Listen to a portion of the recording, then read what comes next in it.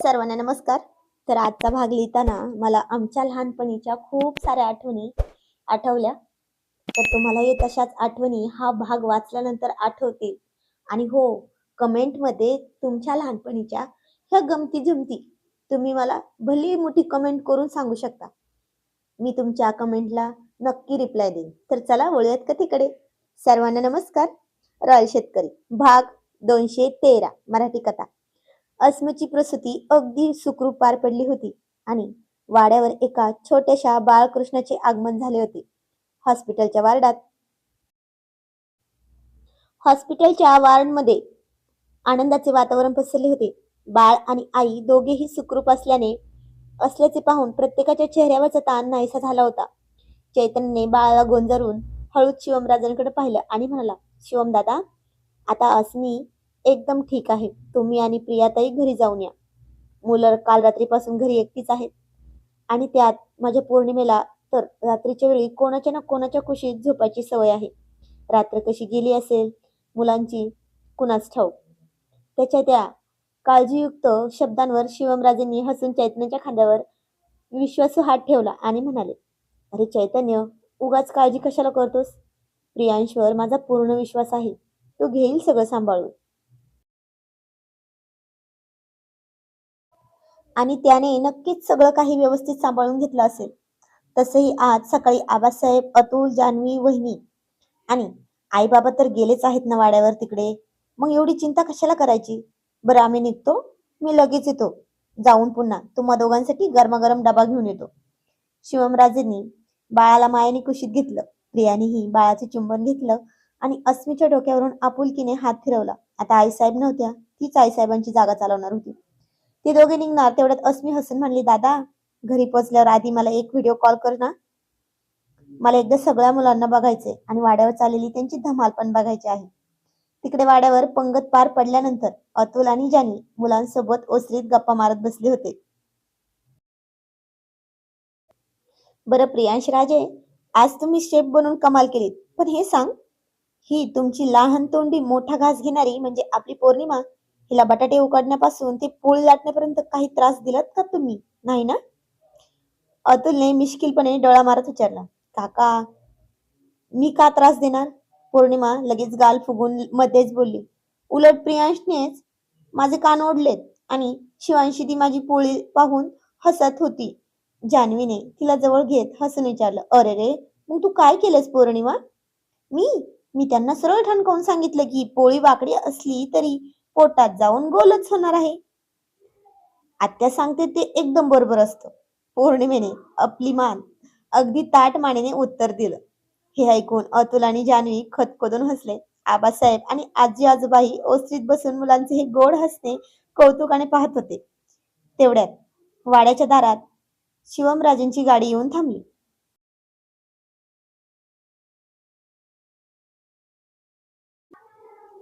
आले, बाबा आणि मातोश्री आले. प्रियांश, प्रियांशी, शिवांशी ओरडले. शिवमराजे आणि प्रिया गाडीतून उतरून थेट ओसरीत आले. वाड्यात पाऊल ठेवताच शिवमराजेंनी मुलांना पाहिलं आणि त्यांच्या चेहऱ्यावर एक वेगळंच समाधान आलं. या या शिवमराजे, आज तुमच्या अनुपस्थितीत या बालचमूंनी वाड्याचा पूर्ण ताबा घेतला होता आणि आम्हा सर्वांना मस्त जेवण खाऊ घातलंय. अतुलने हसत शिवमराजेंचे स्वागत करत सांगितलं. मला माहिती आहे अतुल, माझी मुलं आता समजूतदार झाली आहेत. शिवमराजेंनी प्रियांशच्या पाठीवर कौतुकाची थाप मारली आणि पौर्णिमेला उचलून घेतलं आणि म्हणाला, काय ग राणी साहेब, रात्री मामा मामी शिवाय झोप लागली की नाही? आणि राजेंना ताईला खूप त्रास दिला वाटतं तुम्ही? अजिबात नाही मामा, उलट मी आज पोळी लाटली आणि ती पण टम्म फुगली सुद्धा. पौर्णिमेने मोठ्या उत्साहाने मामाच्या गळ्यात मिठी मारत सांगितलं. प्रियाने हसून सगळ्यांकडे पाहिलं आणि मोबाईल काढून अस्मीला व्हिडिओ कॉल लावला. स्क्रीनवर अस्मी आणि चैतन्यचा चेहरा दिसला. पौर्णिमा मोबाईलकडे धावली आणि मम्मी पप्पा, बघा मी मामाच्या कडेवर आहे आणि मी आज खूप धमाल केली. अस्मीने स्क्रीनवरूनच पौर्णिमेची पप्पी घेतली आणि म्हणाली, माझी बाळा खूप हुशार आहेस तू. आणि प्रिया शिवांशी, थँक्यू रे बाळांनो, तुम्ही पौर्णिमेला खूप छान सांभाळलं. आतू, थँक्यू काय त्यात, पौर्णिमा आमचीच आहे ना. प्रियांशने मोठ्या मनाने उत्तर दिलं.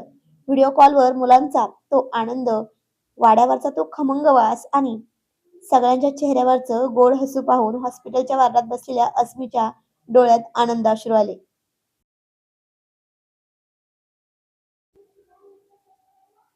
मामाच्या या वाड्याने आणि तिथल्या माणसांच्या मायेने आज पुन्हा एकदा सिद्ध केलं होतं की कुटुंब एकत्र असलं की प्रत्येक क्षण हा सणासारखा साजरा होतो. व्हिडिओ कॉल संपल्यानंतर शिवमराजे आणि प्रिया थेट वरच्या मजल्यावर आपल्या खोलीत गेले. रात्रभराची धावपळ आणि चिंतेनंतर त्यांनी पटकन हातपाय धुतले, कपडे बदलले आणि शांतपणे खाली आले. त्यांना खाली आलेलं पाहताच शिवांशी स्वयंपाकघरातून पुढे आली. तिच्या हातात पाण्याचे तांबे होते. ती अत्यंत समजूतदारपणे म्हणाली, "बाबा, मातोश्री, तुम्ही दोघीही आधी शांतपणे बसून 2 घास जेवून घ्या. आत्तू आणि मामाचा डब्बा मी आणि दादाने व्यवस्थित पॅक करून ठेवला आहे. तो तुम्ही जाताना घेऊन जा." शिवांशीचे हे शब्द ऐकून शिवमराजेंनी प्रियाकडे पाहिलं. मगाशी अतुलने मुलांच्या हाताच्या स्वयंपाकाचे कौतुक केले होते, तेव्हा शिवमराजेंना वाटले की मुलं लहान आहेत. अतुल सहज प्रोत्साहन द्यायला असंच तसं म्हणाला असेल म्हणून. पण जेव्हा शिवांशीने स्वतः हाताने त्यांच्यापुढे ताट वाढले, उकडलेल्या बटाट्याची छान फोडणी दिलेली भाजी आणि पौर्णिमेने लाटून प्रियांशने भाजली ती मऊ टम्म फुगलेली पोळी, तेव्हा शिवमराजेंचे हात आपोआपच थांबले. शिवमराजेंनी पहिला घास तोंडात टाकला. भाजीचा तो साधेपणा, पण पोळीतील मायेचा गोडवा जिभेवर रेंगाळताच त्याच्या घशात अडकलेला सुस्कारा बाहेर पडला. प्रियानेही घास खाल्ला आणि तिच्या डोळ्यांतून पटकन एक थेंब ताटात सांडला. "अहो!" प्रियाचा आवाज थरथरला. "ही ही आपल्या मुलांनी बनवलेली भाजी आहे. एवढी चव, एवढा भाव?" शिवमराजेंचे डोळे पूर्णपणे अश्रूंनी भरून आले होते. ज्या हातांनी कालपर्यंत फक्त खेळणी धरली होती, त्या चिमुकल्या बोटांनी कधी नीट पोळपाटही हाताळला नव्हता, त्या हातांनी आज आई-बाबांच्या अनुपस्थितीत आणि आत्तूच्या बाळंतपणाच्या काळात संपूर्ण वाड्याची जबाबदारी पेलली होती. "बाबा, काय झालं? भाजी तिखट झाली का?" शिवांशीने काळजीने जवळ येत विचारलं. खरं सांगायचं झालं तर ह्या भागाला आवाज देताना मला खूप वेळेस रडायला आलं. ऍक्च्युली परिस्थिती सगळी शिकवते माणसाला. प्रत्येकावर ही वेळ येते. आमच्यावर जशी लवकर आली. ठीक आहे, चला वळूयात कथेकडे. शिवमराजेंनी ताट बाजूला सरकवलं आणि शिवांशी, पौर्णिमा, प्रियांश तिघांनाही ओढून आपल्या छातीशी घट्ट धरलं. त्यांचा आवाज जड झाला होता. "नाही ग बाळा, तिखट नाही. आजपर्यंत या वाड्यात मी हजारो पंक्ती खाल्ल्या असतील, पण माझ्या मुलांच्या मायेची ही चव मी आयुष्यात कधीच विसरू शकणार नाही. राजांसारखं जगलो मी, पण आज वाटतंय माझी खरी संपत्ती तुम्ही आहात." प्रियानेही अश्रू पुसत तिन्ही मुलांना कुशीत घेतलं. अतुल, जान्हवी आणि आबासाहेब लांबून हे दृश्य पाहत होते. सगळ्यांचेच डोळे भरून आले होते. जेवण आटोपल्यावर रुग्णालयात जाण्यापूर्वी शिवमराजे आणि प्रिया जेवलेले हात धुण्यासाठी स्वयंपाकघरात गेले आणि दारात पाऊल ठेवताच दोघेही अचानक स्तब्ध झाले. त्यांच्या पायाखालची जमीनच सरकल्यासारखी झाली होती.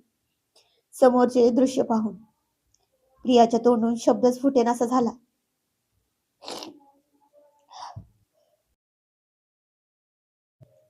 स्वयंपाकघराच्या एका कोपऱ्यात पौर्णिमा, प्रियांश आणि शिवांशी जमिनीवर बसले होते. भाजीचं मोठं ताट होतं. त्यात मुलांनी मुलांनी बनवलेलीच उरली सुरली भाजी आणि करपलेले, वाकडे तिकडे राहिलेले पोळ्यांचे तुकडे होते. ती तिन्ही मुले अत्यंत आनंदाने एकमेकांना भरवत ते करपलेले तुकडे खात होती. आई-बाबांना, पाहुण्यांना आणि आबासाहेबांना सगळ्यात छान मऊ आणि गरमागरम पोळ्या वाढून स्वतःसाठी मात्र त्यांनी तव्यावर करपलेल्या, सुकलेल्या पोळ्यांचे उरलेले तुकडे ठेवले होते. "प्रियांश, ही करपलेली पोळी पण खूप छान लागते ना?" पौर्णिमा तिच्या हाताने प्रियांशला घास भरवत बोलताना हसत प्रियांशला सांगत होती. "हो ग, आपण बाबा आणि आईसाठी एकदम मऊ पोळ्या ठेवल्यात. ते उपाशी होते ना." प्रियांश तिच्या डोक्यावरून हात फिरवत म्हणाला. आणि आता हे दृश्य पाहून प्रियाचा बांध पूर्णपणे फुटला. तिने तोंडावर हात ठेवला आणि ती तिथून बाजूला होऊन ओसंडून रडू लागली. शिवमराजेंच्या डोळ्यातूनही अश्रूंची धार लागली होती. स्वाभिमानी कणखर शिवमराजे आज स्वतःच्या मुलांच्या त्या त्यागासमोर आणि निष्पाप प्रेमासमोर पूर्णपणे झुकले होते. प्रिया म्हणाले, अहो, काय हे? आपली मुलं इतक्या लवकर कशी मोठी झालीत हो? मला तर कळालंच नाही. आणि इतकी समंजस आहेत, हे आज मला माहिती झालं आहे.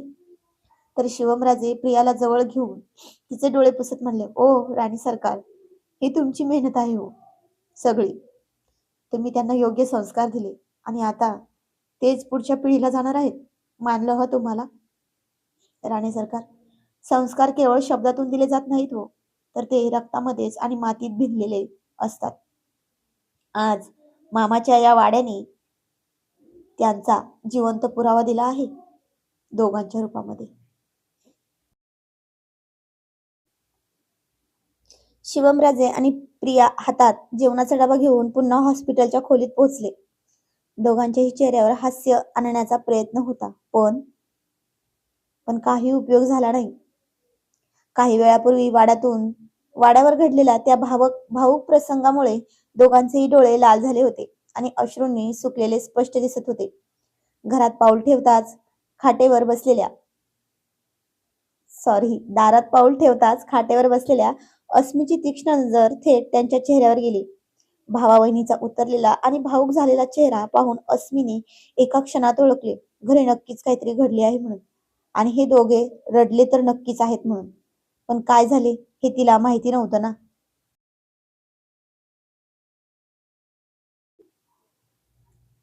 प्रियाने पुढे होऊन डबा टेबलवर ठेवला आणि मायेने म्हणाली, हे घे अस्मी, तुझ्यासाठी गरम पाणी आणलंय. आधी हे पिऊन घे आणि चैतन्य जा हात धुवून घे. गरम गरम जेवण आणलंय तुम्हा दोघांसाठी. अस्मीने पाण्याचा ग्लास बाजूला ठेवला आणि प्रियाचा हात घट्ट पकडला. ती काळजीने प्रियाच्या डोळ्यात पाहत म्हणली, वहिनी, वहिनी, काय झालंय ग? तुमचे आणि दादाचे डोळे असे लाल का दिसतायत? तुम्ही दोघे रडलात ना? घरी काही अडचण झाली का? मुलं ठीक तर आहेत ना?